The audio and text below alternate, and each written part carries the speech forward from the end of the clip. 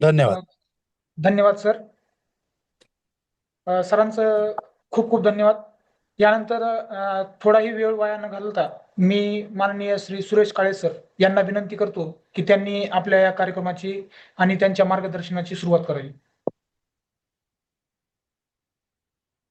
नमस्कार, मी सुरेश काळे, दी माळेगाव सहकारी साखर कारखाना बारामती इथे गेली 30 वर्ष या कारखान्यामध्ये काम करत आहे. हे काम करत असताना सन 2009 पासून आज अखेर गेले 16 ते 17 वर्षापासून या माळेगाव सहकारी साखर कारखान्यामध्ये मुख्य मुख्य ऊस विकास अधिकारी या पदावरती काम करत आहे. ही झाली थोडी प्रायमरी माझी ओळख. जर विषयाची सुरुवात करायची असेल तर मग कृपया मी कंटिन्यू बोलतो. मग बोलूया ना? हा बोला सर, बोला. तर मागील 2009 सालापासून कारखाना कार्यक्षेत्रात शेतकऱ्यांनी प्रति एकरी उत्पादन वाढवावं आणि ते किती वाढावं तर 100 टन किंवा त्यापेक्षा जास्तीचं उत्पादन घ्यावं, त्यासाठी आम्ही सातत्याने दरवर्षी वेगवेगळे प्रयोग करत होतो. हे प्रयोग करत असताना साधारण 400 ते 500 म्हणजे आता सांगायला हरकत नाही, माझ्या कारखान्याचा जो एरिया आहे तो 20 ते 21 हजार एकरापर्यंत आहे आणि सभासद संख्या सुद्धा 20,000 एकरापर्यंत आहे.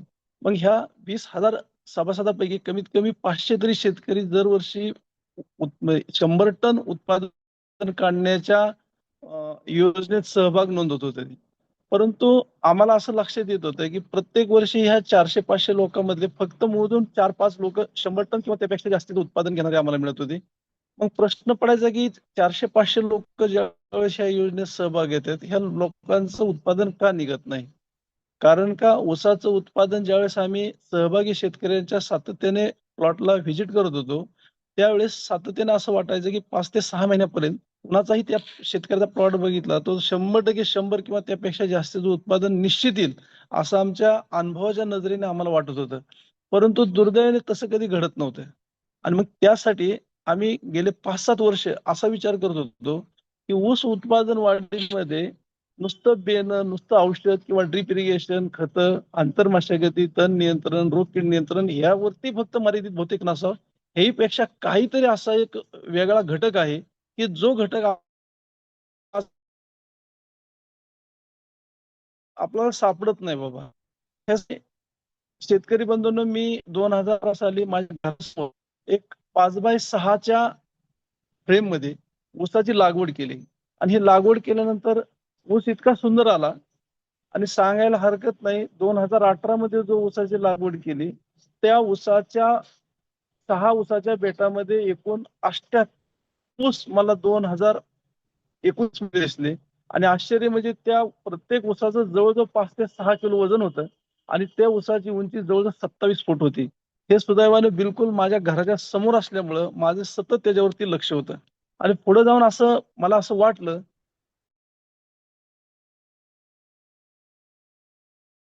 की हा सूर्यप्रकाश पुढं म्हणजे आता 2024-25 मधली गोष्ट लागणामध्ये आम्ही हा प्रयोग आमच्या शेतात करायचं ठरवलं. खरं तर ते करत असताना ज्यावेळेस आम्ही गुगलवरती सर्च केलं की बाबा जगामध्ये किंवा देशामध्ये कुठं स्टेजिंगमध्ये ऊस लागवड केलेली आहे का, तर शेतकरी बंधूंनी आपल्याला नम्रपणे सांगणं गरजेचं आहे. आम्हाला गुगलवरती सर्च करत असताना ऊसाला स्टेजिंग हा ही गोष्टच थोडक्यात गुगलवरती सर्च केल्यानंतर आम्हाला त्याचं उत्तर मिळालं नाही. मग आम्ही आमच्या लेवलला हे स्टेजिंग कसं असावं, कसं करावं, ह्या संदर्भात थोडं कागदावरती आम्ही ड्रॉइंग करून बघितले. त्यानंतर पुढं लक्षात आलं की आपण सूर्यप्रकाश म्हणतोय तर स्टेजिंग सुद्धा सूर्यप्रकाशाशी निगडीत. ऊस उभा कसा राहील अशा पद्धतीनं करायचं ठरलं. थोडी हिस्ट्री सांगणं गरजेचं आहे. हे करत असताना ज्या फॅब्रिकेटर म्हणजे फॅब्रिकेशनचं काम करणारी म्हणजे लोखंड जोडणारी जी कारागीर आहेत, त्यातल्या 2 कारागिरांनी सांगितलं की हे शेतात करणं आमच्याच्याने होणार नाही. आणि तिसरा जो भेटला त्यांनी सांगितलं की साहेब तुमच्या मनाने मी केलं तर जे पडलं तर मी त्याला जबाबदार नाही. त्यामुळं मी माझ्या मनाने करेल आणि ह्याची गॅरंटी देईल की ऊस तुटेपर्यंत हे हलणार नाही. त्यामुळं शेवटी आम्हाला ऊस उभा करायचा होता. त्यामुळे आम्ही त्याच्याशी मताशी सहमत झालो आणि आम्ही स्टेजिंगचा प्रयोग करायचं ठरवलं. हे करत असताना थोडं शास्त्रीय बेसमध्ये आम्ही करण्याचा प्रयत्न केला. माझी साहेब 27 गुंठ्याचं क्षेत्र आहे तिथं. एकत्रित 27 गुंठ्याचं क्षेत्र आहे. त्या 27 गुंठ्या आयताकृती असल्यामुळं ड्रीपची सबमेन 13 गुंठ्याला आणि मध्ये मध्ये टाकल्यानंतर डाव्या हाताला 13 गुंठा आणि उजव्या हाताला 13 गुंठा अशा पद्धतीचे 2 प्लॉट माझे आहेत. त्यातले 13 गुंठा हा कंट्रोल प्लॉट आहे, की ज्यामध्ये मी लागवड 6x1.5 वरती केलेले आहे. ठिबक सिंचनचा वापर केलेला आहे आणि जे मी स्टेजिंग मध्ये खतं दिलेत तेच खतं ह्या पण प्लॉटला दिलेत. फक्त वेगळं काय केलं तर उर्वरित जो 13 गुंठ्याचा प्लॉट आहे त्या प्लॉटला मात्र उभं स्टीलचं स्टेजिंग केलं. हे करत असताना अनंत आम्हाला अडचणी आल्या, पण त्यातून आम्ही तावून सुरकून पुढे निघालो. परंतु आम्ही हे करत असताना जो प्लॉट आम्ही स्टेजिंग मध्ये केलाय त्या प्लॉटमध्ये आम्ही 2 प्रकारच्या ट्रायल घेतल्या. एक ट्रायल अशी होती की 3x1.5 म्हणजे 2 ओळीतलं अंतर 3 फूट, 2 रोपातलं अंतर 1.5 फूट आणि दुसरी ट्रायल होती 2 ओळीतलं अंतर 6 फूट आणि 2 रोपातलं अंतर 1.5 फूट. आम्ही ज्यावेळेस पहिल्यांदा सूर्यप्रकाशाचाच विचार करून ज्यावेळेस ह्या ट्रायल घेतल्या त्यावेळेस आमच्याला प्रकर्षानं जाणवलं की आपण जी 3x1.5 घेतलेली ट्रायल आहे त्यामध्ये खूप मोठ्या प्रमाणात ऊसाच्या फुटव्याचं प्रमाण वाढलं आणि मोठ्या प्रमाणात प्रमाण वाढल्यामुळे तिथं फुटवे जळण्याचं मरण्याचं प्रमाण पण तिथं बऱ्यापैकी झालं. दुसरी गोष्ट आम्ही ज्यावेळेस स्टेजिंग करत होतो म्हणजे खरं तर स्टेजिंग आम्ही 4 महिन्यानंतर आज स्टेजिंग केलं ते 4 महिन्यानंतर केलं त्यामुळे आमचा त्या ठिकाणचा ऊस पण बऱ्यापैकी डॅमेज झाला. पण असो एवढं सर्व केल्यानंतर आम्हाला आज ज्यावेळेस आम्ही ऊस तोडीच्या टायमाला पाहिलं तसं पाहिलं तर माझा ह्या ऊसाची लागण तारीख सांगणं गरजेचं आहे. पहिल्यांदा हा ऊस मी 1/8/2024 रोजी रोपांची लागवड करून केलेला आहे. आज त्या ऊसाला 1 महिन्यापूर्वीच तोड आलेली. परंतु महाराष्ट्रातले पाक तुमच्या मराठवाड्यातला जर विचार केला तर परभणीचे, धाराशिव, अहिल्यानगर खूप मोठ्या प्रमाणात शेतकरी आजही येतात. रोज 700 ते 800 शेतकरी ह्या माझ्या स्टेजिंगच्या प्लॉटला भेट देतात. मला वाटतंय आता जे ह्या मीटिंगला जॉईन झाल्यात एक शेतकऱ्याचा मेसेज आहे की आम्ही तो पाहिला आहे. मला खरं तर आनंद वाटला. त्या शेतकऱ्याने त्याचं स्टेटमेंट पण लिहिलेलं आहे. खूप आनंद वाटला त्यांचं लिहिलेलं आहे वाचलं त्यावेळेस. पण मला असं म्हणायचंय स्टेजिंगच्या ह्याच्यातून झालेला फायदा नंबर 1 आजही त्या ऊसाला 17वा महिना चालू आहे. मी सांगितलं तुम्हाला 1 महिन्यापूर्वीच तोड आली, पण आता 17वा महिना चालू असताना सुद्धा ऊसाचं वाढ मात्र एकदम हिरवंगार आहे. ऊसाची जर ऑब्झर्वेशन घेतली तर ऊसाच्या बेटात संख्या अतिशय चांगली 6x1.5 मध्ये मिळालेली आहे. म्हणजे आम्ही जो 2 टप्प्यात प्रयोग केला होता स्टेजिंग मधला मी परत रिपीट करतो. एक 3x1.5 आणि दुसरा 6x1.5. 3x1.5 मध्ये संख्या जास्त झाल्यामुळं मर मोठ्या प्रमाणात झाली. पण ऊसाची उंची मात्र आम्हाला त्या ठिकाणी सुद्धा 24 फूट म्हणजे ऊसाची टोटल 24 फूट उंची मिळाली. त्यामध्ये 4 फूट त्याचा ग्रीन टॉप म्हणजे वाढ आणि जवळजवळ 20 फूट नुसता ऊस आम्हाला मिळाला आणि 6x1.5 मध्ये सुद्धा उंची तीच मिळाली पण संख्या चांगली मिळाली आणि ऊसाची जी ग्रोथ आहे दोन्ही ठिकाणची आज सुद्धा वाढ हिरवगार आहे. हे जे काय त्या स्टेजिंग मधली जी काय ऑब्झर्वेशन आहे त्या ऑब्झर्वेशन मधलं सर्वात मोठं चांगलं ऑब्झर्वेशन ऊसाची उंची ह्या विदाऊट स्टेजिंगच्या ऊसापेक्षा जवळजवळ 4 ते 5 फूट उंच जास्त मिळाला. दुसरी महत्वाची गोष्ट म्हणजे ऊसाची जी जाडी आहे आता जो स्टेजिंग मध्ये ऊस आहे तो आता 47-48 कांड्यापर्यंत आहे आणि जो विदाऊट स्टेजिंगचा ऊस आहे तो मात्र 32-33-34 कांड्यापर्यंत आहे. ह्या ऊसाची जर जमिनी लगत पहिली कांडीचा विचार केला म्हणजे ज्या स्टेजिंग मधल्या ऊसाच्या तर त्याची जाडी इतकी चांगली आहे आणि तीच जाडी जवळजवळ 24 फूट म्हणजे त्यातलं जी 20 फूट ऊस आहे त्या 20 फुटात म्हणजे 47 कांडी बुडक्याची कांडी जेवढी जाड आहे तेवढीच 45, 46, 47 कांड्यापर्यंत म्हणजे जवळजवळ 90% ऊस एक समान वाढलेला आहे. याच्या उलट ज्या ठिकाणी आम्ही स्टेजिंग केलेलं नाही त्या ठिकाणी मात्र बुडक्याची कांडी जेवढी जाड आहे त्याच्यात जवळजवळ फक्त 25-30% वाढ्यातली 32वी-33वी कांडी आहे. याचाच अर्थ आपण जिथं स्टेजिंग केलंय तिथं आपल्याला फुटव्याची संख्या चांगली मिळालेली आहे. ऊसाची उंची एकदम चांगल्या पद्धतीने मिळाली आहे. ऊसाची जमिनी लगत कांडीची जी जाडी आहे ती 46-47 कांड्यापर्यंत आपल्याला मिळाले. हे 4-5 प्रमुख ऊस उत्पादन वाढीचे आम्हाला आजही मित्रांनो मी तो प्लॉट शेतकऱ्याच्या आग्रहाखातर आजही अजूनही 1 आठवडाभर मी तोडणार नाही. शेतकऱ्यांचे एवढ्या मोठ्या प्रमाणात साहेब फोन येतात की आम्हाला बघण्यासाठी ठेवा. खरं तर मला असं वाटतं की माझ्याकडून असं होऊ नये की शेतकरी आला आणि माझा ऊस तुटलेला असावा तर त्याला मी उत्तर देऊ शकणार नाही. म्हणून आजही मी तो प्लॉट अजून 1 आठवडाभर हा शेतकऱ्यांनी पाहावा म्हणून ठेवलेला आहे. मला वाटतं मीच कंटिन्यू बोलत चाललोय. कदाचित काय थोडं प्रश्नाच्या स्वरूपात विचारलं तर मला अजून सांगायला सोपं जाईल. थँक्यू. धन्यवाद सर. नक्कीच सर. जसं की माननीय कुलगुरू साहेब आणि माननीय संचालक विस्तार शिक्षण यांनी सांगितलं की मार्गदर्शनाच्या पेक्षा सुद्धा शेतकऱ्यांचे प्रश्न म्हणजे सुसंवाद हाच महत्वाचा आहे. त्यामुळे मी सर्व शेतकरी बांधवांना विनंती करतो, आपले जर काही प्रश्न असतील तर कृपया आपण कमेंटमध्ये टाका किंवा माईक आपलं अनम्यूट करून आपण प्रश्न विचारू शकता.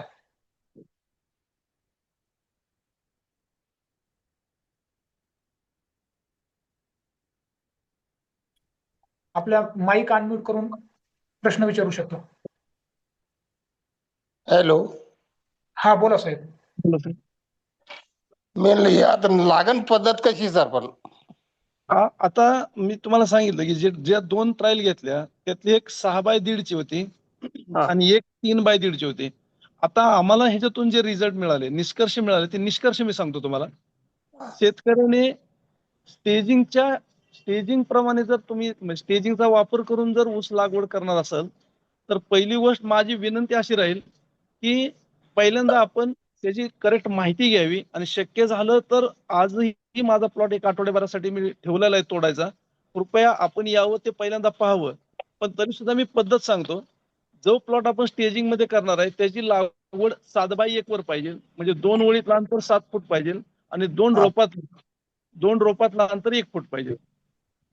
हा हा हा काळे साहेब, हा बोला की साहेब. नमस्कार. आपलं याचा एकूण खर्च कसा आला आपल्याला? आता खर्च म्हणलं ना तर त्याच्याबद्दल सविस्तर सांगतो मी. खर्च करत असताना आता मी पहिल्यांदा सांगितलं की आम्हाला स्टेजिंगचं एवढं नॉलेज नव्हतं की हे स्टेजिंग कसं करायचं. त्यामुळं आम्ही स्टेजिंग करत असताना स्टीलचा वापर केला, स्टील नवीन घेऊन वापर केला. आम्हाला साधारण 13 गुंठ्याला 6 लाख रुपये खर्च आला. हो. पण आता जर शेतकऱ्यांनी येऊन पाहिलं तर बरंचसं स्टेजिंग आमचं म्हणजे 60 ते 70% जास्तीचं झालंय. कारण की हे अगोदर माहीतच नव्हतं ना. आणि हा ऊस लहान असताना मी स्टेजिंग केलं. पुढे जाऊन कसं त्याची कशी गरज पडेल हे मित्रांनो आम्हाला काहीच कल्पना नव्हती अगोदर. परंतु बरोबर. आता ही गोष्ट लक्षात आली. हा जवळजवळ 70% पेक्षा खर्च कमी होऊ शकतो. दुसरी हो. महत्वाची गोष्ट म्हणजे लोखंडाच्या ऐवजी आपण बांबूचा सुद्धा वापर करू शकतो. बांबूचा वापर करू शकतो. जिथं काही ठिकाणी आपण जो प्लेन लॅटरल आहे ना आपली ठिबकची, हो हो ह्याचा सुद्धा आडवी बांधण्यासाठी वापर करू शकतो. 70-80% पर्यंत मात्र खर्च कमी करू शकतो. पण आता हे तुम्ही पाहिलं तर जास्त लक्षात लवकर येईल. बरोबर. आमच्या पण नाही, लक्षात आलं नाही. पण आम्ही ज्यावेळेस करत होतो ना त्यावेळेस बरोबर. आमच्या समोर चित्र नव्हतं बघा. नाही आता थायलंडमध्ये आपण जसं स्टेजिंग केलं, पण थायलंडमध्ये बांबूचं करतात आणि पण त्यांचा एक मुळीचा प्रकार आहे. समजा 20-25 एकत्र ऊस खालपासून वरपर्यंत बांधून वरती परत बांबू बांधतात. आता कसं झालं बरं का, म्हणजे हा. आपल्या इथं उत्पादनाचे जर आपण बघितलं तर बहुतेक आपल्या इथं उत्पादन आपण मोठ्या प्रमाणात काढण्याचा प्रयत्न करतोय. बरोबर. दुसरी महत्वाची गोष्ट म्हणजे समजा तुम्ही जरी रेफरन्स दिला त्यांचा तरी मला माहित नाही की त्यांचं एकरी उत्पादन काय आहे. बरोबर. आपली अपेक्षा काय आहे. आज जर माझ्या प्लॉटचे रिझल्ट बघितले, थोडा वेळ हा खर्च विषय थोडा बाजूला ठेवला थोडा वेळ, बरोबर. तर मित्रांनो आज माझ्या ज्या ठिकाणी मी हा प्रयोग केला ती माझी स्वतःची जमीन आहे. बरोबर. मी जरी कारखान्यात काम करत असलो तरी मी कुठल्या शेतकऱ्याकडे ही खर्चिक असल्यामुळे हा प्रयोग केलेला नाही. म्हणजे आणि शेतकऱ्याकडे न करता मी माझ्या शेतात केलेला आहे. आणि ह्या बरोबर. अशा शेतामध्ये की ज्या जमिनीचा पीएच 8.2 ते 8.5च्या दरम्यान आहे, जे मी पाणी वापरलंय त्याचा टीडीएस 1000 ते 1300 पर्यंत आहे. बरोबर. म्हणजे अशा थोडं माझी स्वतःची जमीन असल्यामुळे मला दुसरा पर्याय नव्हता. मी तिथं अशा ठिकाणी प्रयोग केल्यानंतर शेतकरी बंधूंनो, शक्यतो आपण शेतकऱ्यांच्याकडून माहिती घ्या म्हणलं तरी बांधाच्या कडेची ऊसाची पहिली सरी ही बऱ्यापैकी 50-60% थोडी खराबच असते. जर बरोबर. शेतकरी असतील ह्याच्यात तर बरेच जण सांगतील बरोबर आहे म्हणून. तर बरोबर आहे ना. बरोबर आहे. तर हा आता जर तुम्ही माझ्या प्लॉटचा विचार केला, आता मला ह्याच्यावरती फोटो दाखवणं शक्य नाही, पण मी हा तुम्हाला व्हिडिओ दाखवू शकतो. तर आजही माझ्या बांधाच्या कडेची पहिली सरी 24 फूट उंचीची आहे मित्रांनो. बापरे. 24 फूट उंचीचे आहे. आणि 24 फूट खरं सांगायचं म्हणजे मी 30 वर्ष कारखान्यात नोकरी करतोय. त्यापैकी 16-17 वर्ष केन डेव्हलपमेंट ऑफिसर म्हणून काम करतोय. मी माझ्या ह्या अख्ख्या 30 वर्षाच्या कालखंडात इतका मोठा ऊस मी ऐकलं. स्वतः पाहिलेला नाही. मी बापरे बाप. पण मी पण साखर संघातच होतो. 30 वर्ष साखर संघातच नोकरी केली. आणि आता तुमचे सगळे हे व्हिडिओ पाहून मी पण आता 2-3 वर्षापासून शेतीत लक्ष घातले तर बरेच लोकांचे चांगले चांगले अनुभव आहेत. आता तुमचा आपण केव्हीकेचा बारामती केव्हीकेचा AI त्याचा बरोबर पण आहे. यूज मोठ्या प्रमाणात ऊसाची व्हायला लागला. तुमचा पण हॅलो सर, शेतकरी प्रयोग करणारच आहे तुमचा पण. ऊसाची कोणती जात आहे आपली? आपली 8632 आहे आणि रोपाची लागण आहे. आणि फक्त सगळ्यात ह्यामध्ये चांगली नाही का? आता नवीन नवीन भरपूरशा नवीन जाती. मी 10,001 लावलाय. 10,000 चांगलाच आहे. फक्त 10,000 कसं होतं, हा. वाऱ्याने उंचीत मोडू शकतो मध्ये. तेवढंच अच्छा. थोडं त्याचं नाजूक आहे थोडं. पण आता जे 3 व्हरायट्या नवीन आले ते पाडेगावच्या, त्यापैकी 15/012, 15/006 आणि 13/007 हे ट्रायल थोड्या प्रमाणात घ्यायला हरकत नाही. कारण का काय होतं, ह्या व्हरायट्या नवीन असल्यामुळं आपण एकदम लार्ज स्केलवर करायला गेलो आणि जर दुर्दैवाने काय अडचण आली तर आपलं नुकसान होऊ नये, दुसरं काही नाही. हा, आणि हा. सर खताचं नियोजन कसं होतं तुमचं? खताचं नियोजन जर म्हणलं ना, तर आपण जे अडचणी हो का, आपण आपला विषयच असा होता की जे शेतकरी 60, 70, 80, 90 टन ऊसाचं उत्पादन काढतात, ते बहुतेक ठिबक सिंचनचा वापर करतात, पट्टा पद्धतीमध्ये लागवड करतात, रोपांचा वापर करतात, 2 ओळीत आणि 2 रोपात अंतर मेंटेन करणारी सर्व बहुतेक शेतकरी वर्ग आहे, जो 60, 70, 80, 100 टनाचा प्रयत्न करतो. आता खताचं जर व्यवस्थापन म्हणलं, तर आपण बेसल डोस म्हणून म्हणजे लागवड करताना 10-26-26 2 बॅग, युरिया 1 बॅग आणि आमच्या कारखान्याचं एक संजीवनी खत आहे, ते 10 बॅग असं अगोदर टाकलेलं होतं. आणि त्यानंतर साधारण एक 2 ते 2.5 आठवड्याच्या दरम्यान परत युरिया आम्ही ठिबक मधून दिलेला होता. त्यानंतर जी बाळबांधणी म्हणून जे प्रकार आहे, बाळबांधणी म्हणजे साधारण 45 ते लागवड केल्यापासून 45 दिवसापर्यंत 2 युरिया, 2 DAP, 1 पोटॅश आणि संजीवनीच्या 10 बॅग हा टाकलेला डोस होता. आणि शेवटची जी बांधणी आहे, ज्याला आपण मुख्य बांधणी म्हणतो, ती साधारण 100 ते 110 किंवा 120 दिवसापर्यंत केली जाते. त्यामध्ये 2 युरिया, 3-10-26-26 आणि संजीवनीच्या 10 बॅग असं एकत्रित आम्ही वापर केला. पण हे वापर करत असताना आमचं स्वतःच गांडूळ खत असल्यामुळं साधारण 2 टनापर्यंत आम्ही गांडूळ खत टाकलं होतं टोटल प्लॉटला. आता हे खत व्यवस्थापन कसं सर पण? अं? खत व्यवस्थापन कसं पण? हे काय म्हणजे मग रिंग करून टाकलं जातं का?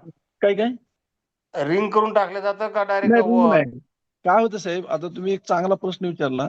शेतकरी ऊस उत्पादक शेतकरी हा खत टाकण्याची जागा बहुतेक बरेच जण चुकतोय. कारण का ऊसाच्या ज्या मुळ्याची रचना जमिनीमध्ये आहे, ती थोडं सांगणं गरजेचं आहे सविस्तर. म्हणजे खरं तर ऊस शेतीमध्ये ज्या मेजर चुका आहेत त्या दुरुस्त होणं भविष्यात अत्यंत गरजेचं आहे. त्यातली सर्वात पहिली चूक कुठली आहे? आपल्याला बहुतेक सरीची खोली काय असावं हे शेतकऱ्यामध्ये ह्या गोष्टीला महत्व दिलं गेलेलं नाही. बरोबर आहे ना? ऐकणाऱ्या शेतकऱ्यांनी प्रतिक्रिया द्यावी. बरोबर. म्हणजे सरीची खोली काय असावी? साहेब, सरीची खोली काय असावी ह्यामध्ये 15 ते 20 टन ऊसाचं उत्पादन अवलंबून आहे. आणि ते बरोबर आहे. बहुतेक शेतकऱ्याला माहिती नाही. कारण का आपल्या जमिनीमध्ये ऊसाच्या मुळ्याची रचना हा जमिनीच्या पृष्ठभागाच्या लगत अर्धा फुटात 66% असते. 66%. म्हणजे ही जर जमिनीचा सरफेस असेल आणि ही जर हा, हा. अर्धा फूट असेल, तर ह्या अर्ध्या फुटात 66% असते आणि ह्याच्या खालच्या अर्ध्या फुटात 20% असते. म्हणजे साधारण जमिनीच्या सरफेस पासून 1 फुटापर्यंत 86% ऍक्टिव्ह रूट झोन ऊसाचा असतो. मी काय बोललो ते लक्षात आलंय? हा ना. 1 फुटापर्यंत ना. जमिनीच्या सरफेस पासून 1 फुटापर्यंत 86% ऊसाचा ऍक्टिव्ह रूट झोन जो अन्न, पाणी, हवा घेतो तो 1%, 86% असतो. त्यामुळं सर्वात महत्वाची गोष्ट म्हणजे आपण शेतकरी वर्ग ऊसाची सरी किती खोल असावी ह्याची फार गांभीर्याने काळजी घेत नाही. उलट आपण सरी काढताना असं सांगतो की जेवढी खोल काढता येईल तेवढी सरी खोल काढ. लक्षात येतंय? हा, बरोबर. आणि खोल सरी काढल्यामुळं जिथं त्या रेजरचं किंवा जिथं ज्या नांगराचा फळ लागायचा बंद होतो तिथं आपली सरी निघते आणि लागण करताना आपण त्याला पाणी देऊन परत 4 बोटं खाली डालतो. म्हणजे बरोबर. जवळ फुटापेक्षा खोल आपलं बेणं जातं. दुर्दैवाने बेण्याची जागा ही ऊसासाठी बिलकुल योग्य नाही. ज्या ठिकाणी आपण ऊस लावतो ती जागा अजिबात योग्य नाही. कारण का ती जागा अन्नद्रव्याच्या दृष्टीनं, हवेच्या दृष्टीनं, पर्क्युलेशनच्या म्हणजे वापसा येण्याच्या दृष्टीनं तिन्ही पॉईंट वरती ती जागा रॉंग राहते. मग नेमकं कसं पण? म्हणून काय केलं पाहिजे? ऊसाचं आपल्याला भरघोस उत्पादन पाहिजे असेल तर नुसतं खत, माती आणि बेण्या अवलंबून नाही. सरी हा, हा. काढताना ही 1 फूट खोलीची पाहिजे, 1 फुटापेक्षा जास्त खोल नाही पाहिजे आणि 1 फुटापर्यंत सरी काढल्यानंतर सरीच्या हा. बगलीमध्ये 1 रुपयाचं कॉईन आहे का ना, 1 कॉईन रुपयाचं कॉईन, हा, हा. त्या कॉईनची जेवढी रुंदी आहे ना तेवढी सरीतून बगली थोडक्यात बेनं लावलं पाहिजे. समजा ही सरी आहे, हा तर ना, 1 ना, कॉईनची इथं बगली लावलं पाहिजे. बगली हा, एक साईड. एक साईड लावली पाहिजे. ती साईड पण कशी, सरी जर पूर्व पश्चिम असेल, हा, हा. सरी जर पूर्व पश्चिम असेल तर सरीत उभा राहिल्यानंतर सरीत पूर्वेकडे तोंड करून उभं राहायचं. हा, हा. सरीमध्ये पूर्वेकडे तोंड करून उभं राहायचं आणि डाव्या हाताला बेनं 1 रुपया कॉईनच्या ठिकाणी बगली लावायचं. हा, म्हणजे समजा गंगे आपल्या डोंगरकडची बाजू. म्हणजे ती ना, म्हणजे पूर्व आता कशी तुम्ही बघा, तुमच्या हा ठिकाणची ना, पूर्व पूर्व सरीत उभं म्हणजे राहायचं. सरी पूर्व म्हणजे आता सूर्य उगवते ती दिशा. हा, बरोबर आहे. सूर्य उगवते ते बरोबर आहे. हा. आणि आपली सरीत उभा डोंगर डाव्या हाताला, बाजू म्हणजे आपली, उत्तर डाव्या बाजू. बाजूला, हा उत्तर बाजू, उत्तर बाजू. उत्तर बाजू. हा. त्याचं कारण असं, हा. सूर्याचा उगवणारा किरण हा आपल्या बेण्यावरती किंवा रोपावरती पहिला किरण पडणं गरजेचं आहे. हा, हा, हा, हा. दुसरी महत्वाची गोष्ट म्हणजे, जर आपण अशा पद्धतीनं लागवड केली तर आपण जी काय उसाला जमीन तयार हॅलो हॅलो मध्ये बोलू नका. एकाचा प्रश्नाचं उत्तर होऊ द्या साहेब. काळे साहेब बोला. हॅलो. तर आपण ज्यावेळेस बगली लावू त्यावेळेस आपण जी काय एक 6 लागवड करण्यापूर्वी 3-4 महिने रानाची मशागत केलेली असते, त्यामध्ये खतं टाकलेली असतात, तागद्यांच्या काढलेला असतो, बेवड पिकं केलेली असतात. त्याचा सर्व मगदुरा त्या वरुंब्यात असतो आणि त्या वरुंब्यातच आपण बगली ऊसाची लागण केल्यामुळं आपला ऊस अतिशय चांगल्या प्रकारे येतो. त्यावेळेस जरी पाऊस पाणी जास्त झाला तरी ऊस बगली असल्यामुळे तिथं वापसा लवकर येतो. लवकर वापसा आल्यामुळे त्याची वाढ अतिशय जोमदार होते. चुकून जर आपण मध्ये ऊस लावला तर पाणी मध्ये साचलं जातं, वापसा लवकर येत नाही. जर जमिनीत क्षार असतील तर ते सर्व क्षार ऊसाच्या टिपऱ्यापाशी, उगवणाऱ्या टिपऱ्यापाशी किंवा उगवणाऱ्या रोपापाशी आल्यामुळं तिथलं रोप किंवा टिपरं बऱ्यापैकी थोडं स्ट्रेसमध्ये जातं आणि त्याचा एक चांगली उगवण आणि किंवा त्याच्या पुढचे जे काय त्याचे फुटे वगैरे ते आपल्याला चांगले मिळत नाहीत. त्यामुळं कुठल्याही परिस्थितीत सरीची खोली 1 फूट करा आणि ऊस पूर्वेकडे तोंड करून डाव्या हाताला उत्तरेच्या बाजूला ऊसाची लागण करा. ही अतिशय महत्वाची गोष्ट आहे. यामध्ये प्रत्येक शेतकऱ्याचा जमीन जरी खराब असली तरी 15 ते 20 टन ऊसाचं उत्पादन 100% वाढतं. हा माझा गेल्या 15-17 वर्षाचा स्वतःचा अनुभव. हॅलो. हॅलो. हा सर, मी प्रताप काळे बोलतो सर, परभणीहून. हा बोला एक सर 2 दिवसापूर्वी सर तुमच्या प्लॉटला आम्ही भेट दिली. आमच्या धानोरा काळेचे सर्व आम्ही एक तरुण शेतकरी आलो होतो. हो सर, तुमचे म्हणजे चिरंजीव होते सर तुमचे. त्यांनी हो त्यांनी आम्हाला व्यवस्थित सर माहिती दिली. तर मला विचारायचं होतं सर, जे काही 13 गुंठ्यामध्ये जे तुमचा प्लॉट आहे, तर त्या 13 गुंठ्याच्या प्लॉट मध्ये सर आतापर्यंत तुम्हाला ऍक्च्युअली किती खर्च आला?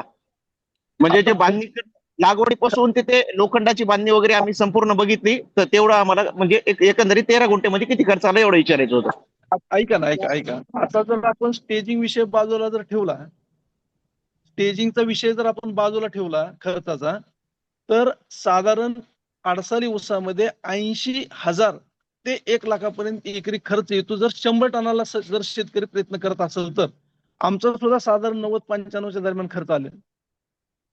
आणि पण तो नुसता स्टेजिंगचा नाही, अख्ख्या एकराचा. त्यामध्ये बेन आलं, खतं आलं, आंतरमासिक आल्या, सरी काढणं आलं. फक्त 13 गुंठ्याचं आपण सेपरेट काय केलेलं नाही तसं. कारण का येतं तिथं. Okay sir, okay sir, okay. मला काय म्हणायचंय, आता जे तुम्ही काय हा सर, हा सर, हा सर. तर तुम्ही ऑडियन्सला आहे का नाही, तुम्ही तो प्लॉट बघितल्यानंतर तुम्हाला काय वाटलं, बोलला तर जास्त होईल. सर मला प्लॉट बघून छान वाटलं, कारण की आम्ही केबीकेला प्रदर्शनाला आलो होतो. त्या ठिकाणी आमच्या गावातली सर्व मुलं, आणि विशेष म्हणजे आम्ही मुद्दाम तुमच्या प्लॉट बघण्यासाठी जास्तीत जास्त आम्हाला दोन्ही पण काम करायचं होतं, पण जास्त तुमचा ऊसाचा प्लॉट बघायचा होता की बाबा कशा पद्धतीने. आम्ही विशेष करून फोन करून गेलो तुमच्या यांना, सरला फोन करून गेलो आणि प्लॉट बघून आम्ही 4ही बाजूने तुमचा संपूर्ण प्लॉट बघितला सर आम्ही.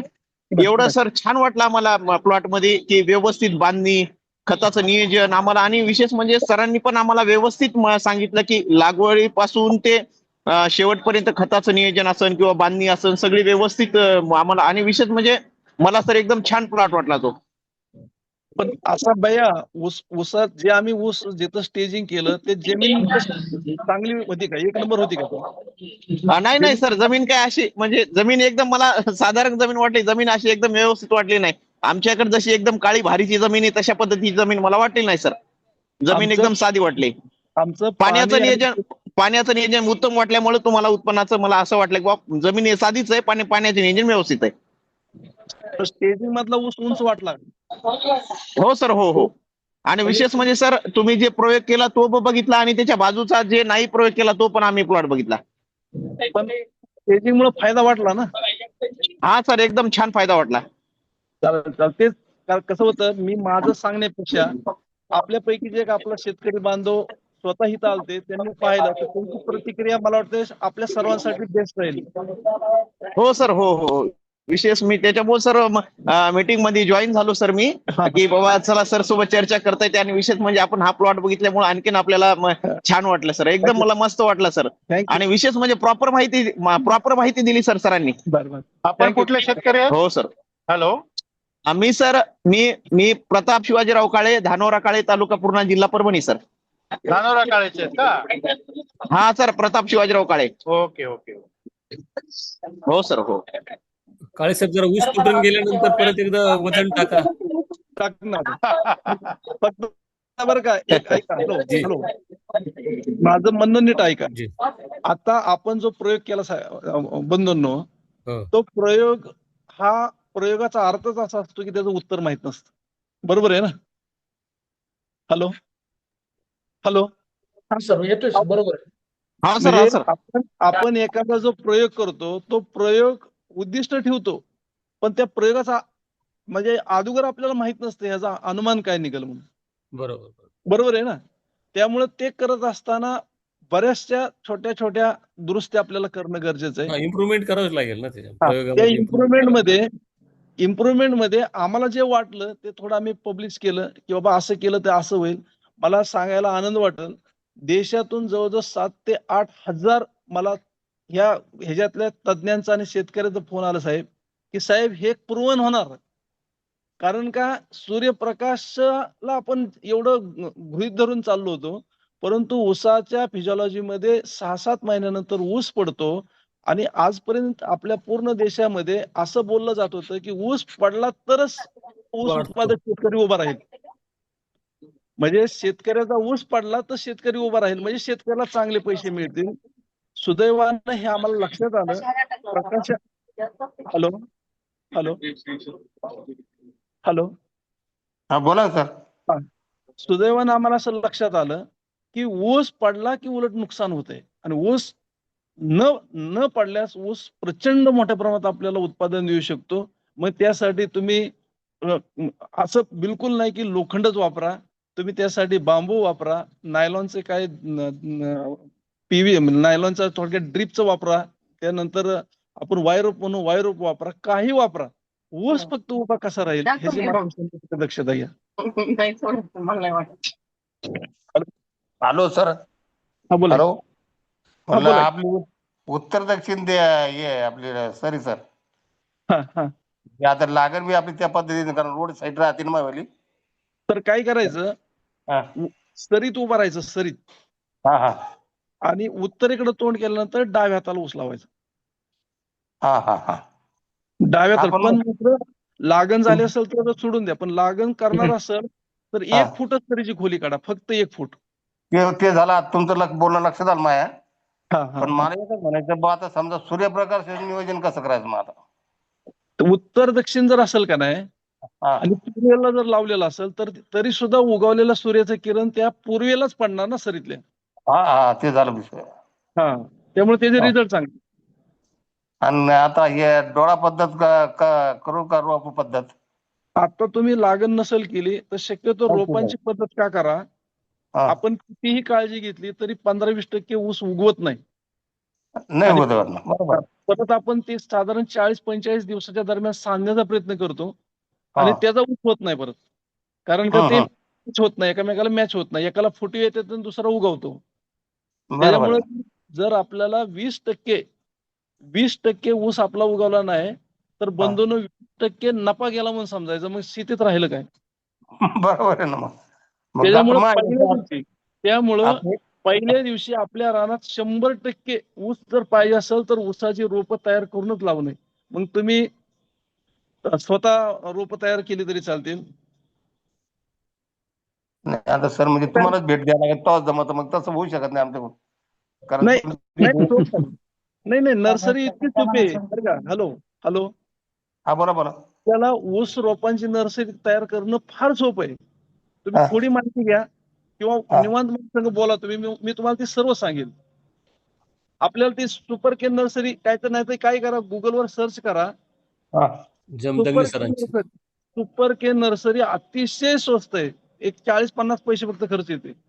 हा. हॅलो, हा बोला. शब्द लिहून ठेवा. तुम्ही काय हा. करा, सुपर केन नर्सरी शब्द लिहून ठेवा आणि सर्च करा. जमदग्नी सरांचं आहे ना सर? त्यांचंच आहे, फक्त लिहून ठेवा आणि सर्च करा. पेन घेऊन त्याचं सुपर केन नर्सरी घेऊ. अतिशय सोपी मेथड आहे, अतिशय सोपी. सुपर स्कॅन गुगलवर सर्च करायचं. हॅलो, सुपर केन नर्सरी, ऊसाची सुपर केन नर्सरी. उसाची सुपर क्रीन नर्सरी. पण एवढं सर्च करा, तुम्हाला अतिशय योग्य उत्तर मिळेल. तुम्ही त्या पद्धतीने जावा, पण रोप तयार करूनच लावा, असं माझं मत आहे. चालेल ना सर, पण मग आता तुमचं मार्गदर्शन घ्या. तुमचा नंबर द्या बरं मला. 9822 घ्या रे. 9822 777 777 250. 250. तुमच्या मीटिंग मध्ये मला ते आता पुण्याहून फोन आलता. बर, ते म्हणे काय मीटिंग आहे म्हणे, तुम्ही जूम 7 वाजता म्हणजे 7 वाजता कंप्लीट उभं राहा म्हणे. हो, अभिनंदन. धन्यवाद सर, धन्यवाद सर. काय झालं म्हणजे मला सांगायला खूप आनंद वाटतोय. परभणीवरून एवढ्या मोठ्या प्रमाणात हॅलो तर नंबर डबल सांगा. नांदेड आणि परभणीवरून खूप मोठ्या प्रमाणात शेतकऱ्यांनी आमचा प्लॉट बघितला, खूप मोठ्या प्रमाणात. मी तर आज फर्स्ट टाइम आहे तुमच्याकडे जॉईनिंग होईल बरं का. आता या फर्स्ट नाही. टाइम मला वाटतं कुणीतरी नंबर हॅलो तर नंबर डबल सांगा. हॅलो, सांगा. सुतारे साहेब. आता इतर काही नंबर शेतकऱ्यांना प्रश्न असतील. नंबर घ्या. मी 9822 98 777 777. 250 250. हो. ओके. हा बोला. काळे सर नमस्कार. नमस्कार. दत्तात्रय आहेरकर बोलतोय सर. NSL शुगर जयमय साखर कारखाना बीड. चालते ना. हो. चालते मी सरांना मी कारखान्यावर माझी भेट झाली आणि सरांचं अतिशय मोलाचं मार्गदर्शन मिळालं. तुमच्या ह्याच्यात काय म्हणा. थँक्यू. सर मला एक विचारायचं होतं की आपलं हे जे स्टेजिंग आपण जे करतो ना सर, याच्यामध्ये ऊस पिकाच्या आंतरमशागत करण्यामध्ये काही अडचणी निर्माण झाल्या का आपल्याला? एक प्रॅक्टिकल अनुभव आपला सांगतोय. आपण काय केलं, सर्वात पहिल्यांदा बॉर्डरची स्टेजिंगचं म्हणजे बांधाच्या कडचं पहिल्यांदा उरकलं आणि आतलं मात्र ऊसाची बांधणी झाल्यानंतर केलं मी. त्यामुळे एवढी काय अडचण आलेली नाही.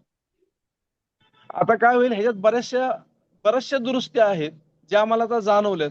फक्त माझं म्हणणं कसं राहील की जे काही ह्या मिटिंगला जॉईन झाल्यात, माझी सर्वांना विनंती राहील की तुम्ही वेळात वेळ काढा आणि येऊन प्लॉट जर बघितला तर भविष्यात ऊस शेती खूप मोठा अर्थकरण बदलवणारी स्टेजिंगची शेती राहील असं मला व्यक्तिगत वाटतंय.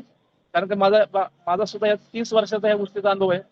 येणारा काळ आपल्याला 5 पट 10 पट उत्पादन देणारी गोष्ट आहे. कारण का ऊसाच्या मला वाटतं मी 1-2 गोष्टी जास्तीचा बोलतो.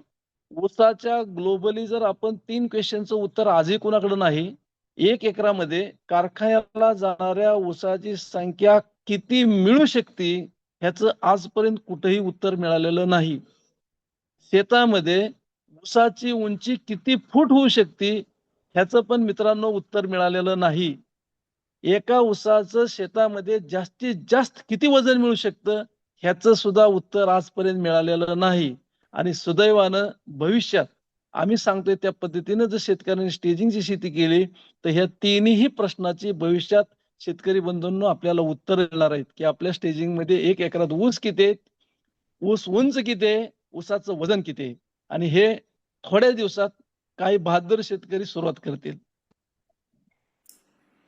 सर आता हे स्टेजिंग आपण जे केलं त्यासोबत आता KVK बारामतीला जे AI तंत्रज्ञान आहे, वेदर स्टेशन सेन्सर, त्याच्या पद्धतीने जर अन्नद्रव्याचं नियोजन केलं तर उत्पादनामध्ये काही सुधारणा होऊ शकते? 100% वाढ होईल, अजून वाढ होईल, हम्म. 100% वाढ होईल. आपण स्टेज किती उंचीचं केलंय? हा बोला की. आपण स्टेज किती उंचीचं केलेलं आहे? काय झालं साहेब, आम्ही स्टेजिंग करत असताना ऊस किती वाढेल ह्याचा थोडा अंदाज आला नाही. कारण का ऊसाचं साधारण 4-4.5 महिने वय असतानाच आम्ही त्याला 20 फुटापर्यंत स्टेजिंग केलं. ऊसाचं 20 फुटापर्यंत स्टेजिंग केल्यानंतर सुद्धा आमचा ऊस 24 फूट उंच आहे. मला असं वाटतं ज्या शेतकऱ्याची जमीन चांगली, ज्या शेतकऱ्याचं पाणी चांगलं आणि जो शेतकरी स्वतः 60, 70, 80, 90 टनाला प्रयत्न करतो त्या शेतकऱ्याकडे भविष्यात 30 ते 35 फूट उंच हा ऊस होऊ शकतो. त्या स्टेजिंगची उंची त्या शेतकऱ्याला साधारण 12-15 फुटाच्या वर जास्त करावं लागेल, खाली करायची बहुतेक गरज पडणार नाही. जर ह्या आम्ही सांगतो त्या सिस्टमनं 7x1 प्रमाणे लागवड केली तर 10-12 फुटापर्यंत ऊस पडणार नाही. मात्र वर ऊस जाईल तो थोडा कलल आणि त्याला आधार देण्यासाठी लोखंडाच्या ऐवजी आपण बांबूचा वापर किंवा लॅटरलचा वापर केला तरी भविष्यात चालेल. त्यामुळं आता आमचं स्टेजिंग सुद्धा थोड्या प्रमाणात म्हणजे थोडं प्रयोग असल्यामुळे थोडंफार चुकलंय, जास्तीचं झालंय. फक्त माझं परत रिक्वेस्ट राहील की तुम्ही एक वेळेस येऊन बघा, बघितल्यानंतर तुम्ही कदाचित आम्हाला विचारणार नाही इतकं तुमच्या सहज लक्षात येईल की हे कसं केलं पाहिजे. आम्ही उशिरा जॉईन झालोय, आपला पूर्ण ऍड्रेस सांगा ना. मी सुरेश काळे, मी माळेगाव सहकारी साखर कारखान्यामध्ये मागील 30 वर्षापासून जॉईन आहे. त्यापैकी जवळजवळ 16-17 वर्षापासून मुख्य ऊस विकास अधिकारी म्हणून काम करतोय. माळेगाव थोडक्यात असं लिहा, सुरेश काळे, माळेगाव कारखाना, तालुका बारामती, जिल्हा पुणे. आणि तुम्हाला मोबाईल नंबर परत पाठवतो, तुम्हाला संपर्क साधा 9822. घेतलाय नंबर, घेतलाय. ओके ओके, चालेल. आणि नमस्कार सर. बरं का, व्हॉट्सअप वरती जर मला हाय केलं तर मी माझ्या प्लॉटचं लोकेशन पाठवतो साहेब तुम्हाला. नमस्कार सर. नमस्कार. मी कराडवरून सागर पाटील बोलतोय. मी तुमचा प्लॉट बघितला. बर. आणि माझं काय म्हणणं आहे, ह्या जेव लागण आहे आपली ही किती वर्षापर्यंत ठेवली तरी चालेल खोडवं त्याचं, म्हणजे आपल्याला कॉस्ट जसं कमी करता येईल ना. बरं का, तुमचा प्रश्न हा इतका महत्वाचा आहे कारण का आपल्याला ऊसाच्या इकॉनॉमिक्स मध्ये म्हणजे ऊस लागवडीचा जो खर्च आहे तो आडसाली ऊस लागवडीचा खर्च आपले शेतकरी बांधव लिहून ठेवत नाहीत. पण ज्याचा एकरी 40 टन ऊसाचं उत्पादन आहे मित्रांनो, त्याचा सुद्धा 80,000 रुपये खर्च आहे.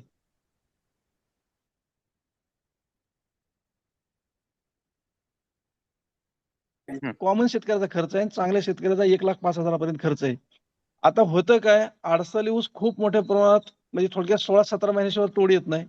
आडसाली ऊस तुटण्याच्या अगोदर 2-3 महिने 100% पडलेला असतो. दुसरी तिसरी महत्वाची गोष्ट म्हणजे 3 महिने पूर्ण त्याची वाढ थांबलेली असती. म्हणजे थोडक्यात मराठीत सोप्या भाषेत म्हणायचं म्हणलं तर आडसाली ऊस तुटताना म्हातारा झालेला असतो. बरोबर आहे. त्यामुळे त्याचा खोडवा चांगला येत नाही. याच्या उलट स्टेजिंग मध्ये ऊस उभा राहिल्यामुळं मला वाटतं भैया तुम्ही बघितला होता ऊस, म्हणजे आता तुम्ही स्टेजिंग मधला ऊस तुम्हाला हिरवागार वाटला असेल, बरोबर आहे. हो. हा, तर स्टेजिंग मध्ये त्याला 100% सूर्यप्रकाश मिळाल्यामुळं ऊस तुटेपर्यंत हिरवागार राहतोय. जो ऊस तुटेपर्यंत हिरवागार आहे त्याचा खोडा उत्कृष्ट येणार आहे. आणि माझं स्वतःचं व्यक्तिगत मत आहे, 8 ते 10 वर्ष किंवा 8 ते 10 पिकं, एक लागवड आणि 8 ते 10 खोडवे घ्यायला स्टेजिंग मध्ये भविष्यात कसलीच अडचण येणार नाही. माझा पण तोच प्रश्न आहे. त्याशिवाय कॉस्ट पण स्टेजिंगची जरी 10 वर्षासाठी गुंतवणूक केली तरी स्टेजिंगचा खर्च तो 10 वर्षाला डिवाइड केला तर ऑटोमॅटिकच कॉस्ट कमी येईल ना. कमी, बरोबर आहे. पण आता आपण कसं केलं पाहिजे, आमचं स्टेजिंग तुम्ही बघितलं असेल तर त्या पद्धतीत बदल केला पाहिजे. कारण आमचं पहिल्यांदा जसं होईल तसं ते केलंच पाहिजे. हो, बरोबर.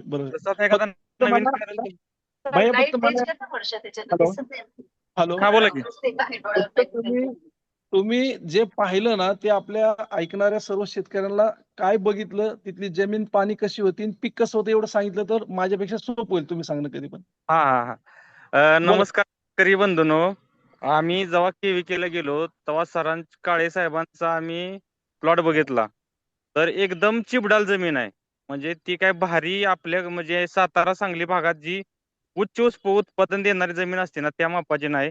प्रचंड चिबडाल जमीन आहे. तरी पण त्यांनी प्रतिकूल परिस्थितीत इतका मस्त प्लॉट आणलाय ठिबकवर. आणि असं नाही की ह्यालाच केलंय, फक्त 2 प्लॉट केलेत. एक 13 गुंठ्याचा स्टेजिंग आहे आणि एक विदाऊट स्टेजिंगचा पण प्लॉट आहे. त्याची जाडी आणि स्टेजिंगच्या जाडीमध्ये जमीन आसमानचा फरक आहे. 42वी कांडीला जेवढी जाडी आहे तेवढीच कांडी खालच्या पण जाडीला आहे. आणि जो विदाऊट स्टेजिंग आहे त्याची जाडी म्हणजे खालची आणि वरची समजा ही जर पायाच्या अंगठ्यागत असेल विदाऊट स्टेजिंगला तर ती करंगळी एवढी जाडी आहे. म्हणजे इतका फरक आहे त्या स्टेजिंग मधला. कारण आम्ही प्रत्यक्ष बघितलं. एकूण व्यवस्थापन ही जर म्हटलं आणि जर असं खोळवा जर 10 वर्ष ठेवायचा म्हटला तर ही मला सगळ्यात बेस्ट तंत्रज्ञान वाटते आतापर्यंत बघितलेलं. थँक्यू भैया, थँक्यू. आणि मला खूप खूप आनंद वाटला की ज्या लोकांनी हे पाहिलं आणि ते ह्या मीटिंगला जॉईन झाले, खूप आनंद वाटला. कारण का मी माझं सांगण्यात मला कुतूहल नाही, लोकांनी पाहिल्यानंतर प्रतिक्रिया देणं माझ्यासाठी खूप विनिंग आहे. थँक्यू. हॅलो काळे साहेब, हा बोला. आपल्याकडे 2 फोटो आहेत, मी ते शेअर करतो 1 मिनिट. जे तुम्ही हा, आता आपल्या ह्याचेच आहेत, दिसत असतील कदाचित शेतकरी. हा बरोबर आहे. हा आपलाच आहे ना सर? आहे, बरोबर आहे साहेब. साहेब हा 17वा महिना चालू आहे या प्लॉटला. इतका म्हणजे सुंदर कलर आहे. आता आपले जे शेतकरी जॉईन झाले आहेत त्यांना विचारा, आजही त्या ऊसाच्या वाड्याकडे बघितलं तर असं वाटत नाही ह्या ऊस तोडीला आलाय म्हणून. हा सर्वात मोठा स्टेजिंग मधला बेनिफिट आहे.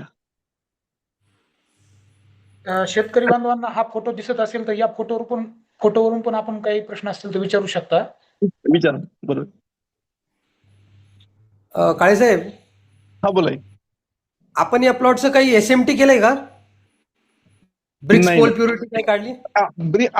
आता आज सॅम्पल साहेब घेतलेत, आज सॅम्पल घेतलेत का? अच्छा, कदाचित एक उद्या वगैरे मिळून जातील आपल्याला. आजच सॅम्पलिंग केलंय. हॅलो, बर.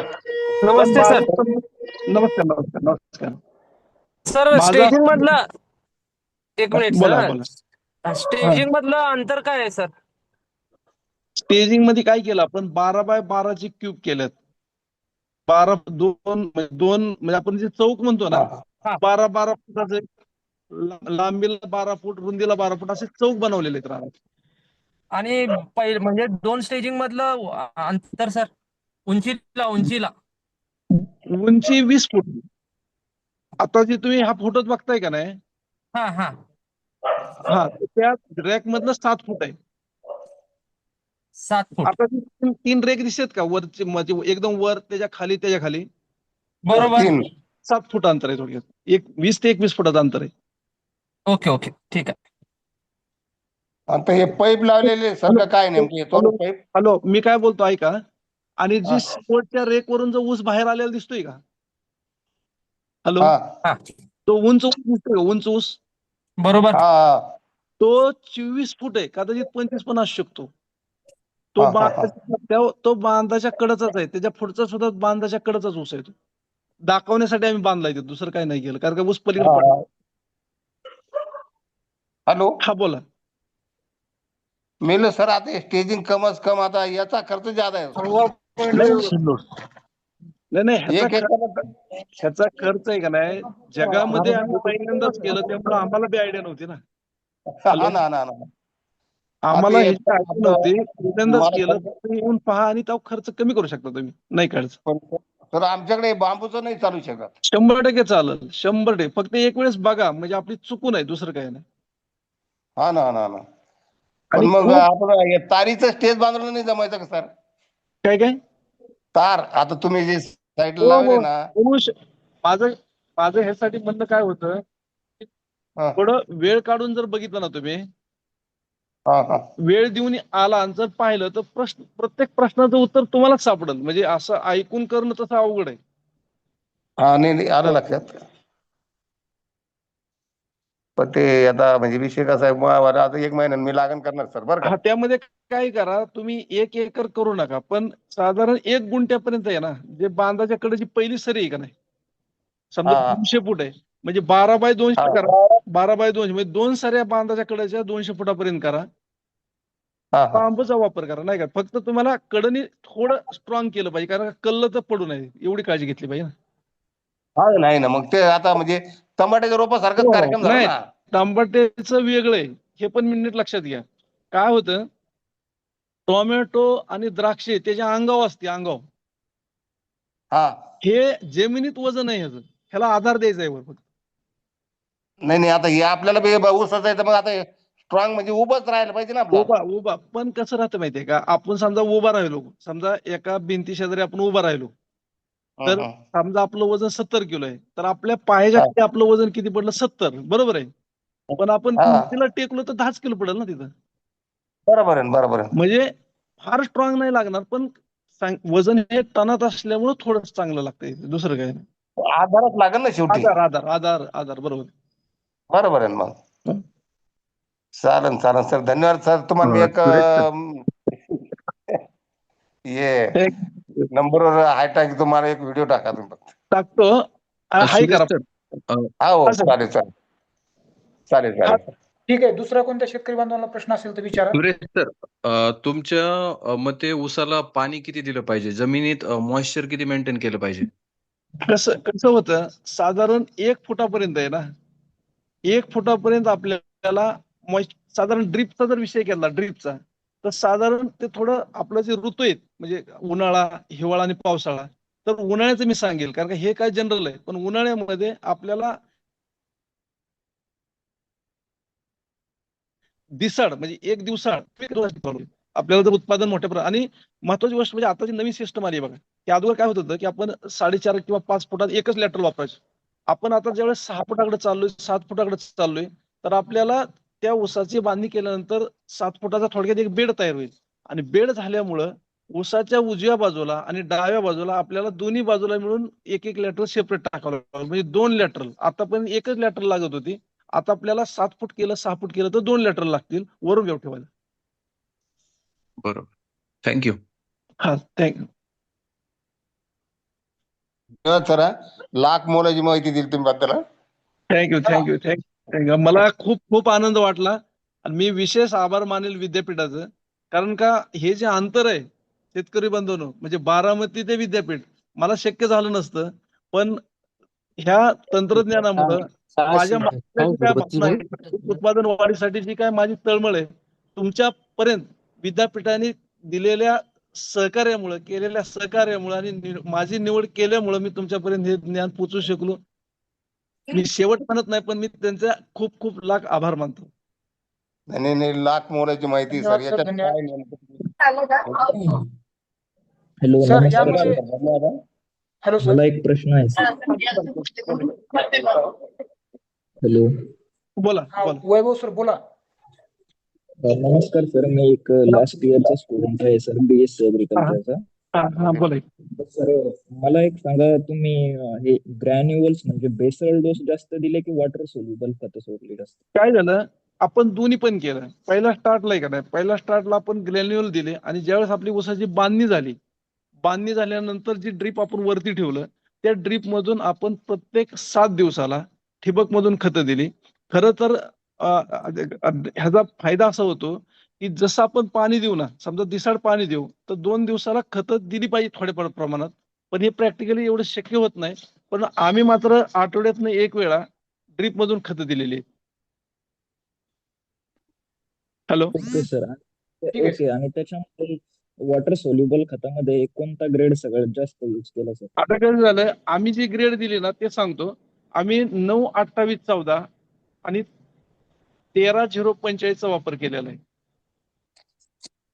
Okay sir. आणि दुसरं म्हणजे काही सेंद्रिय खतांचा कोणता वापर केला आणि कसा? सेंद्रिय खतामध्ये कारखान्याचं कंपोस्ट, संजीवनी नावाचं कंपोस्ट, आणि आम्ही गांडूळ खताचा एक वापर केला. Okay sir. आणि तिसरा प्रश्न सर, थोडा एक 1-2 प्रश्न आहेत, प्लीज थोडा वेळ देतो बरं का. आणि मला एक सांगा, तुम्ही जे स्टेजिंग केली बरोबर आहे का नाही, तुम्ही जसं बरोबर. म्हणाले की बॉक्स मध्ये हा. आहे, तर मग त्या एका बॉक्स मध्ये किती सर आलेले आहे सर? काय काय वैभव तुम्ही सर जसं थोडं आता लाऊडली बोला. सांगितलं, बॉक्स मध्ये काय तुम्ही सांगितलं ना की बॉक्स मध्ये स्टेजिंग केलेली याची हा लोखंडाची, हा हा तर मग त्या एका बॉक्स मध्ये किती सऱ्या आलेल्या आहेत काय उसाच्या? झालं भैया, नीट लक्षात घ्या. मी तुम्हाला काय सांगितलं की 2 ट्रायल घेतल्यात. कशात? आपण जे स्टेजिंग केलं त्यामध्ये 2 ट्रायल घेतल्यात. एक 6x1.5 ची एक घेतली आणि एक 3x1.5 ची घेतली. 3x1.5च्या 2 साऱ्या आल्या. म्हणजे लाईनच्या टोटल म्हणजे 2 पट्टे म्हणजे थोडक्यात 4 साऱ्या आल्या आणि इकडे मात्र 2 साऱ्या आल्या. ओके सर, समजलं. थँक्यू सर, हा? Thank you so much sir, thank you sir, लक्षात आलं ना समजलं मग? Sir, thank you sir. ओके हो sir, okay thank you sir. Okay okay. हा बोला की साहेब. नमस्कार नमस्कार नमस्कार. येतोय सर, आवाज येतोय सर. येतोय येतोय बोला की साहेब. आवाज आहे ना क्लिअर. सोनवणे साहेब हॅलो गाडी सर. थांबवून बोलवा.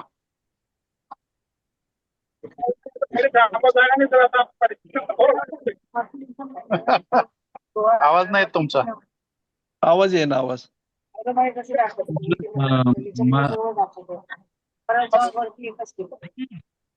सोनवणे सर आपला आवाज येत नाहीये. हॅलो. देवीदास सर, हा बोला. सर स्ट्रक्चर बांधणी करावं लागते का त्याला? काय काय स्ट्रक्चर बांधणी करावं लागेल स्ट्रक्चर बांधणी माझ्या लक्षात नाही आलं. म्हणजे जे जे टनेचं आहे ना तुम्ही बोलताय ते हा, ऊसाचं, हा. तर ते पडू नये हो म्हणून हो मग structure- हो स्ट्रक्चरची बांधणी करावं लागेल. स्ट्रक्चर म्हणजे जोडलं पाहिजे एकमेकाला. हो हो म्हणजे त्याच्यामध्ये लाकडी पण करू शकतो का लोखंडीच करावं लागेल? तुम्ही बांबू वापरू शकता, तिथं नायलॉन वापरू शकता किंवा बारके वायरोप येतात का आपल्या करंगळीच्या जाळीचे वायरोप, हो हो. त्याचा वापर करू शकता. आणि सरीतलं अंतर सर 6x1.5 फूट का? नाही 7x1 किंवा 6x1.5, पण 7x1 बेस्ट राहते. कारण का आपल्याला काय होतं, त्याची जी आपण पाचट काढतो ना 2 वेळा, ते 7 फुटामध्ये आपल्याला पाष्टीचा बेड टाकून त्याच्यावर खत तयार करणं सोपं जाते, पाचट कुजावणं सोपं जाते. पण सर मग हा? फुटवेचं जर गणित केलं तर कमी फुटवे निघले समजा आणि ते आवाज एखाद्या clear येईल. व्हरायटीला, जसं की 15-0 काय म्हणला? 15-0-12ला फुटवे फुटवे फुटवे कमी येतात सर. तो लावू नका. 15-0 ऐका ना, ज्या ऊसाला फुटवे कमी येते ती व्हरायटी तुम्ही रिकमेंड करू नका किंवा वापरू नका. जे तुम्हाला बेस्ट येते ना आता सध्या तुमच्या रानात तेच वापरा. म्हणजे 265 वापरले तरी चालेल, 86-32 वापरले तरी चालेल. 13-0-0-7 फुटवे साहेब चांगले आहेत, मग त्याला तो वापर केला तरी चालेल. आणि ती ऊस 13-0-7 सरळ वाढणारा ऊस आहे, चांगला सरळ. तो सुद्धा भविष्य पेराची जाडी कमी राहते ना सर त्याच्यात. जाडी कमी आहे, पण ऊसामध्ये मॅनेज करायला थोडं सोपं आहे. तो ऊस उभा चांगला राहतोय. पण माझं असं मत आहे, तुमची जमीन पाणी चांगली असेल तर ह्या दोन्ही जातीत प्रिपेअर जास्त मोठ्या प्रमाणात करा, 86-32 आणि 265. कारण का ते लॉंग रूटने चाललेत. फक्त बेनं मात्र चांगलं निवडा. आपल्या शेतकऱ्यांमध्ये सरीची खोली काय असावी हे थोडं अज्ञान आहे, आणि बेनेची व्याख्या बी बऱ्यापैकी आपली थोडी चुकीची आहे. चुकीची इन द सेन्स असं की निसर्गाचा नियम काय आहे, जसं पेरल तसं उगवल. बरोबर आहे ना? हॅलो. बरोबर. हा, तर जसं पेरल तसं उगवल हा जर खरं आहे तर मित्रांनो, आपण बेनं आम्ही जे काय कृषी विभाग सांगतो ते बरोबरच आहे. पण ज्या शेतकऱ्याचा एकरी 80 टन ऊसाचं उत्पादन निघतं त्या शेतकऱ्याचं शक्यतो बियाणं वापरा. कारण का त्याचा 80 टन चांगलं बियाणं असतं किंवा निरोगी असतं म्हणूनच उत्पादन मिळतं ना. त्यामुळे इथून पुढे ऊसाच्या बियाण्याची व्याख्या जी काय आजपर्यंत प्रचलित चालू आहे ती बरोबरच आहे, पण उत्पादन मात्र 80 टन येणार पाहिजे. हॅलो. हा येस सर. हॅलो. हा सर. आलं ना, म्हणजे मला काय म्हणायचं ते लक्षात आलं. येतोय. हा येतो आवाज सर. येतोय सर, येतोय. येतोय. हा काळे सर नमस्कार. नमस्कार नमस्कार नमस्कार. हा मी सोनवणे केवीके खरपुडी जालन्यावरून बोलतोय. इथला प्रमुख आहे नमस्कार मी. आणि खरं म्हणजे आमची संधी आज मीच झाली. आम्ही आज बारामतीलाच होतो आणि सध्या आता रिटर्न प्रवासामध्ये आहे. हा किती तर अंतरावर सर गेला? एक विचारायचं होतं की आता आपण ते आता विषय दिला आहे की 400 टन एकरीत समजा आपण प्रेडिक्शन केलेलं आहे, बरोबर. तर त्याच्यामध्ये आपण कसे पॅरामीटर पकडले, म्हणजे साधारणतः ऊसाचं वजन किती, नंबर ऑफ केन्स किती, आणि त्याचं कसं आपण त्याचं गणित काढताय असं साधारणतः शेतकरी विचारतायत त्यामध्ये. हा, त्याचं थोडं सविस्तर बोलतो, लक्ष हो द्या. सर. हा, please. आपल्या 1 एकराचं क्षेत्रफळ 43,560 आहे. हो बरोबर आहे. आता आम्ही काय सांगतोय की 7x1 लागण करा. 7x1 याचा अर्थ 2 ओळीतलं अंतर 7 फूट, 2 रोपातलं अंतर 1 फूट. बरोबर आहे. हो सर. आणि 7x1 लावल्यामुळं 43,560 भागिले 7 ह्याचं उत्तर येतं 6,222. म्हणजेच काय, 6,222 ऊसाची रोप आली. बरोबर आहे. हो. गडीभर 222 रोपं बाजूला ठेवा, आपल्याला कॅल्क्युलेशन साठी 6,000च धरा फक्त. हॅलो. हा बरोबर. 6,000. आणि ऊसाच्या ज्या लोकांनी आमच्या प्लॉटला भेट दिली त्यांना फक्त विचारा बांधाच्या कडाला किती मोठ्या प्रमाणात फूट होते, किती वजनाचे ऊस आहेत आणि किती उंच ऊस आहेत. आमचं कॅल्क्युलेशन असं सांगतं 6,000 रोपं लावल्यानंतर कमीत कमी 10 ते 12 फुटे पाहिजेत. 10 असतील तर 6,000 गुणिले 10 किती झाले? 60,000 प्रति ऊस. आमच्या रानात अशा खराब जमिनीत आता 4.5 पावणे 5 किलोचा ऊस आहे आमच्या रानात. म्हणजे 60,000 गुणिले 5 केलं 300 टन ऊस येईल, आणि तोच जर 6 किलो झाला तर 360 टन निघेल. ही खात्रीनं सांगतोय आम्ही तुम्हाला, खात्रीनं. हॅलो सर, ऊस आणि ऊस आहे हा बघण्यासाठी कुठे भेटेल प्लॉट? तुम्ही काय करा, माझा मी नंबर दिलाय, तुम्ही मला व्हॉट्सअपवरती हाय करा, मी लोकेशन पाठवतो प्लॉटचं. चालेल. ठीक आहे. Yes, okay. लक्षात आलं साहेब? ठीक कॅल्क्युलेशन. आहे काळे सर, लक्ष झालं. थँक्यू. थँक्यू. आणखी अजून कोणाचा प्रश्न असेल? कोणाचे प्रश्न असतील तर विचारा. सर, आंतरपीक बद्दल पण प्रश्न आहे.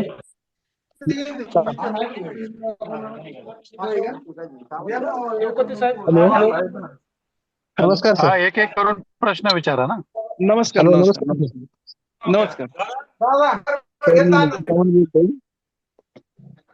हॅलो. हा, बोला. हा सर मारुती सावंत बोलतो हिंगोलीवरून. हा, नमस्कार साहेब, बोला. आवाज येतो का सर? येतोय बोला. तर मी एक कारखान्यात ॲग्री असिस्टंट म्हणून आहे 3 वर्षापासून, ट्रेनी असिस्टंट. तर शेतकरी बांधावरती गेल्यानंतर व्हरायटी कोणती, लागवड कोण्या पद्धतीने करावं, खताची मात्रा वगैरे हे प्रश्न विचारत असतात. त्याच्यासाठी स्वतः मला ट्रेनिंग घ्यायची आहे. तर एकदा तुम्ही मला सांगा कुठे कशी घ्यायला पाहिजे. तुम्ही काय करा, माझा नंबर मी तुम्हाला सांगितलेला आहे. मला व्हॉट्सअपवरती कॉन्टॅक्ट करा, मी सांगतो तुम्हाला काय करायचं. ठीक आहे सर. पर्सनल सांग, बोलू. ठीक आहे 100% सहकार्य करतो, काय अडचण नाही. चालते. ठीक आहे सर, धन्यवाद. Okay, thank you. हॅलो. हा साहेब. मी बोलतोय साहेब. नमस्कार. ऑर्गॅनिक खतं वापरल्याने ऍव्हरेज वाढतो का? काय ऑर्गॅनिक खतं वापरल्याने ऍव्हरेज वाढतो का ऊसाचा? कसं राहतं, ऍक्च्युली जमिनीमध्ये 3 प्रकारची खतं राहतात. एक सेंद्रिय खत, एक जैविक खत आणि तिसरं रासायनिक खत. काय झालं, पूर्वी आपण प्रत्येकाकडे जनावर असायची, त्यामुळे आपल्याला बऱ्यापैकी उकरंडा मोठा असायचा आणि त्या खताचा वापर आपण शेतीसाठी करत होतो. पुढे जाऊन आपली जनावरांचं थोडक्यात दूध दुभतं बंद झालं, जनावर बंद झाली, आणि आता फक्त आपण रासायनिक खताकडे चाललोय. बरोबर आहे. पण जमिनीमध्ये उत्पादन जर पाहिजे असेल तर आपल्याला 35% सेंद्रिय खत पाहिजे, 35% जैविक खत पाहिजे आणि 35% रासायनिक खत पाहिजे. पण दुर्दैवाने आपण 100% रासायनिक खत वापरतोय, त्यामुळे आपल्याला त्या रासायनिक खताचं 100% रिझल्ट मिळून नाही राहिले. म्हणजे तिन्ही खतं वापरायला पाहिजे, 100% वापरली पाहिजे. आणि ती सुद्धा खतं अशी दिली पाहिजेत की समजा आपल्याला काय नाही बाबा, एक युरियाची 1 बॅग द्यायची असं गृहीत धरा. बरोबर आहे. तर त्या युरियाची 1 बॅग जर आपण डायरेक्ट जमिनीवरती टाकली तर त्याचे मित्रांनो रिझल्ट चांगले येत नाहीत. उन्हाने म्हणजे जर 2-3 तास उशीर झाला तर सूर्याच्या उष्णतेने ते उडून जातं, इव्हॅपोरेट होतं आणि जर पाणी दिलं तर ते 5-7 फूट खोल जाते पाण्यात विरघळून. म्हणजे त्याची जी कार्यक्षमता त्याला आपण यूज इफिशियन्सी म्हणतो ती 5-10% पेक्षा जास्त नाही. म्हणून काय केलं पाहिजे, असं खत आपल्याकडे जे उपलब्ध शेणखत आहे किंवा आपल्याकडे जे काय कुठल्या पद्धतीचं सेंद्रिय खत आहे त्या खतात ते मिक्स केलं पाहिजे.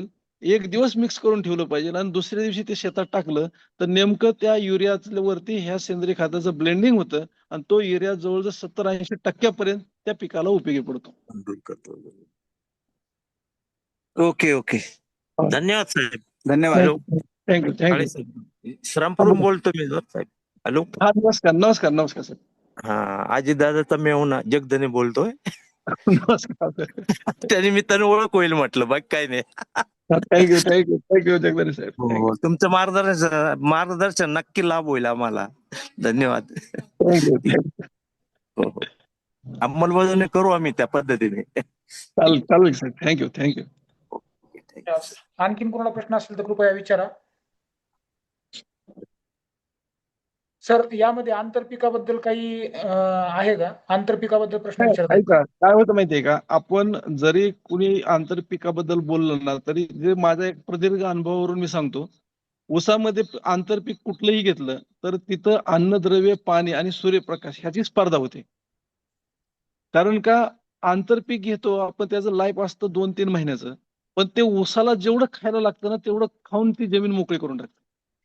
सूर्यप्रकाश घेतल्यामुळं ऊसाचे जे काही स्टेजेस आहेत, उगवण, फुटवे, कांडी धरणे आणि एक समान वाढ होणे, त्यामध्ये सर्व विस्कळीतपणा येतो. त्यामुळे शक्यतो ऊसाचं पीक घेताना थोडं कमर्शियल व्हिजन ठेवा. ऊस एक ऊस तो चांगल्या पद्धतीनं 80-90-100 टन कसा येईल तशा पद्धतीनं आपण प्रयत्न केला पाहिजे. आंतरपीक घेतलं की त्या ऊसाकडे आपलं दुर्लक्ष होतं. ऊसातल्या ज्या काय मशागती आहेत, ऊसाला जी खतं आहेत, त्याची जी काय बांधणी असेल ह्यामध्ये भरपूर उशीर होऊन जातो आणि त्या स्टेजेसमध्ये करेक्ट न केल्यामुळे ऊसाच्या उत्पादनावरती खूप मोठा विपरीत परिणाम होतो. त्यामुळे शक्यतो माझं व्यक्तिगत मत आहे आंतरपीक शक्यतो नसावं. सर अजून एक प्रश्न की आडसाली ऊसाला जवळपास 400 किलो युरिया लागतो आणि 250 किलो स्फुरद आणि पालाश लागतो. तर यामध्ये जे तुमचं 400 टनाचं उत्पादन आहे त्याला अतिरिक्त खत लागतो का? काय होतं माहितीये का, आता भैया हा क्वेश्चन एकदम चांगला आहे. आतापर्यंत जी काय आपण ऊसाच्या उत्पादनाचे खताचे जे काय NPK डोसेस बघत होतो त्यामध्ये आपण फार सूर्यप्रकाशाचा रोल काय राहील आणि सूर्यप्रकाश जर ऊसाला भरपूर मिळाला तर अन्नद्रव्य किती लागतील, बहुतेक ह्याचं अजून संशोधन झालेलं नसावं किंवा मी असं चुकीचं कदाचित माझ्याकडून स्टेटमेंट जाईल. पण भविष्यात सुद्धा जर विचार केला, आताच्या आमच्या प्लॉटमध्ये जर आम्ही विचार केला, आताच्या जो कंट्रोल ठेवलाय, जो कंट्रोल आहे आणि जो ट्रीटेड आहे त्याचा जर विचार केला तर भैया जो आम्ही ज्याला स्टेजिंग केलेलं नाही त्या ऊसाला जे खतं दिल्यात तीच खतं आम्ही ह्या ऊसाला दिल्यात. मात्र ह्या ऊसामध्ये आम्हाला खूप मोठ्या प्रमाणात वाढ मिळालेली आहे, खूप मोठ्या प्रमाणात ऊसाची साईज मिळालेली आहे. आजही तो ऊस हिरवागार आहे. त्यामुळे भविष्यातला हा प्रश्न निर्माण होईल की तणेच वाढलं म्हणून खतं वाढवली का, तर बहुतेक ते उत्तर नाही असं माझ्या दृष्टीने. धन्यवाद सर. चव्हाण साहेब आपण हात वर केलेला, आपण विचारा. नमस्कार साहेब, खूप चांगली माहिती दिली आपण आणि एक वेगळाच प्रयोग आम्हाला बघायला मिळाला. मला सर एक नाही, माझ्या मित्रांनी सागर पाटील आता आले होते, त्यांनी बघितलं होतं. तर मला एक असं विचारायचं होतं की आपल्या पंजाब किंवा हरियाणाकडे रिंग पीट पद्धत पण वापरली जाते बघा, तुमच्या संबंधित तशीच. पण त्यांना हे एवढं विक्रमी उत्पादन असं मिळण्याची शक्यता दिसली नाही. काय होतं आपल्या इथं जर बघितलं ना तर त्या उंचीचा ऊस आपल्या इथं टिकणारच नाही, त्याला स्टेजिंगच लागेल. म्हणजे असं मला वाटतं. आता काय मी स्वतः काय रिंग पद्धतीने ऊस लावलेला नाही, पण मी बी सुद्धा ते जे काय व्हिडिओ पाहिले ना ते आपल्या इथं ते एवढे होईल का नाही सांगणं थोडं अडचणीचं वाटतंय मला.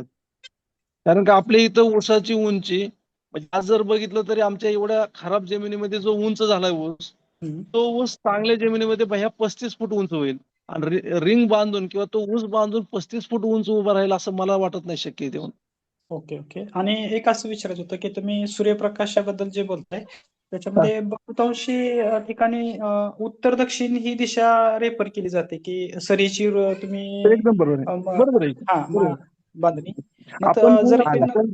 आता जी मी चर्चा केली ना त्या जमिनीच्या उपलब्ध जमिनीच्या रचनेप्रमाणे केली. जर एखाद्याची आयताकृती पूर्व पश्चिम असेल तर त्याला रुंदीला सरी काढणं परवडणार नाही. पण ज्याची आयताकृत ज्याची चौकोनी जमीन आहे त्यांनी मात्र दक्षिण उत्तर सरी काढली पाहिजे आणि त्या सरीमध्ये उत्तरेकडे तोंड करून डाव्या हाताला लागण केली पाहिजे. ओके. खूप चांगली माहिती सांगितली सर आपण, आणि तुम्हालाही भविष्यात असेच मार्गदर्शन करण्यासाठी खूप खूप शुभेच्छा आणि आभार तुमचे. Thank you sir. थँक्यू. हा बसवराज. हा येस. ओप्पो सीपी म्हणून कोणी आहे का जॉईन?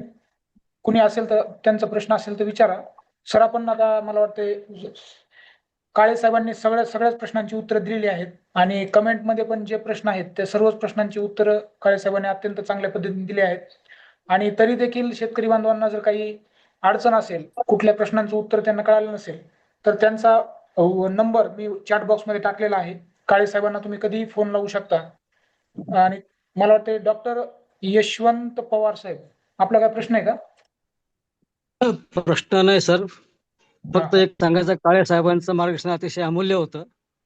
आता जे जगधने बोलले श्रामपूर, त्यांना मी फोन करून बसवलं होतं धुळ्याहून, पण असे 5 शेतकरी मी आज नवीन बसवले. तर सुरेश सर, आपल्या दीप्ती मॅडम आणि KVK संभाजीनगर या सर्वांचं या ठिकाणी अभिनंदन करू इच्छितो. बाकी काही धन्यवाद. धन्यवाद साहेब, धन्यवाद. थँक्यू. आजचा बसवराज, आजचा हा जो कार्यक्रम होता हा काळे साहेबाचा प्रयोग होता आणि त्या प्रयोगांती बऱ्याचशा प्रमाणात ते सक्सेस झाले. आता प्रॉब्लेम कुठं आहे की आपल्याला जो काय स्टेजिंगचा खर्च आहे तो कसा कमी करता येईल यावर आपल्याला त्या ठिकाणी काम करावं लागेल. काळे साहेबांनी स्वतः सांगितलं की मी जे आता पहिला प्रयोग केला तो जो खर्च झालाय 70% खर्च हा वाया गेलाय, म्हणजे जास्त झालाय. तर निश्चितपणे आपण लोखंडाच्या ऐवजी बांबू वापरू शकतो, वायर रोप वापरू शकतो. पण निश्चितपणे मी या ठिकाणी सांगू इच्छितो की जर हा खर्च कमी केला आपण तर 100% आपला शेतकरी जे काही वारंवार प्रश्न विचारतायत की सर याचा खर्च जास्त होतो, तर निश्चितपणे आपण अजून काम करणं, त्यावर काम करणे आवश्यक आहे.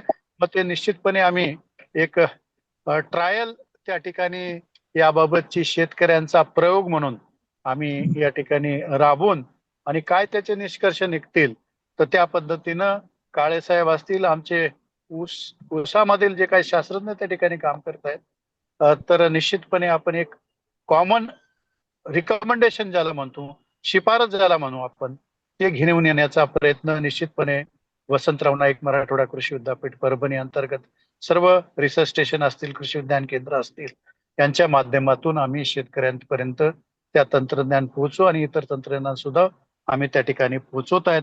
तर निश्चितपणे आता शेतकऱ्यांचा एवढी चांगली चर्चा झाली की प्रत्येक गोष्ट किती विचारू आणि काय विचारू अशा पद्धतीचे प्रश्न त्या ठिकाणी शेतकरी स्वतः आपल्या आनंदित होऊन त्या ठिकाणी प्रश्न विचारत होते. त्यांना ते समर्पक उत्तर आदरणीय काळे साहेबांनी त्या ठिकाणी दिलंय.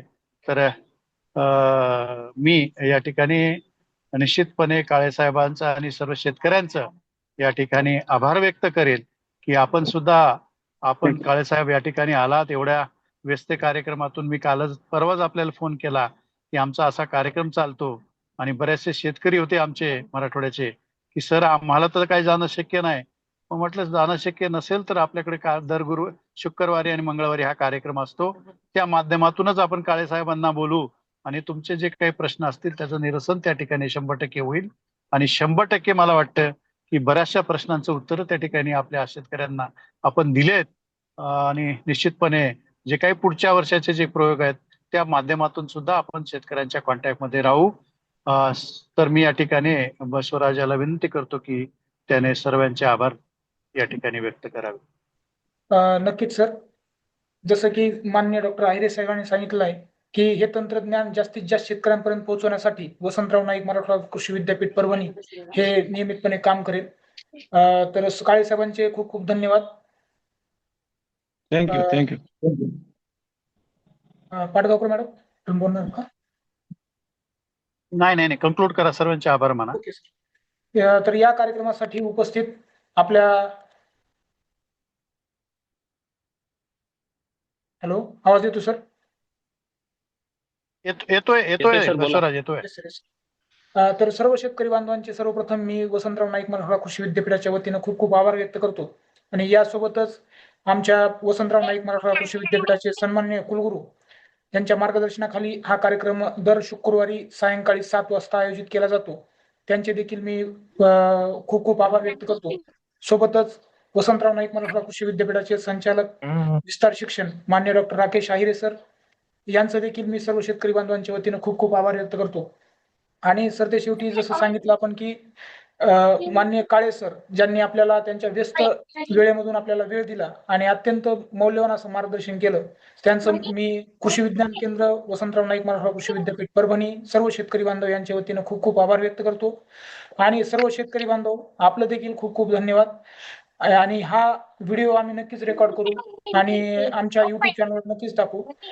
फक्त आणखीन एक शेतकरी बांधवांना विनंती आहे की येणाऱ्या शुक्रवारी सुद्धा प्रत्येक शुक्रवारी सायंकाळी 7 वाजता हा कार्यक्रम परभणी कृषी विद्यापीठामार्फत आयोजित केला जातो. तरी आपण या सर्व कार्यक्रमामध्ये सहभागी व्हावं. यासोबतच आज आपल्या या कार्यक्रमासाठी विविध कृषी विज्ञान केंद्राचे शास्त्रज्ञ, प्रमुख शास्त्रज्ञ, विषय विशेषज्ञ, कृषी विभागाचे अधिकारी कर्मचारी हे सर्व सहभागी झाले. त्या सर्वांचं मी कृषी विज्ञान केंद्राच्या वतीने आभार व्यक्त करतो आणि सर्वांची रजा घेतो आणि माननीय डॉक्टर आहिरे साहेबांच्या परवानगीने आजचा कार्यक्रम संपला असं मी जाहीर करतो. धन्यवाद. धन्यवाद काळे साहेब. थँक्यू साहेब. थँक्यू.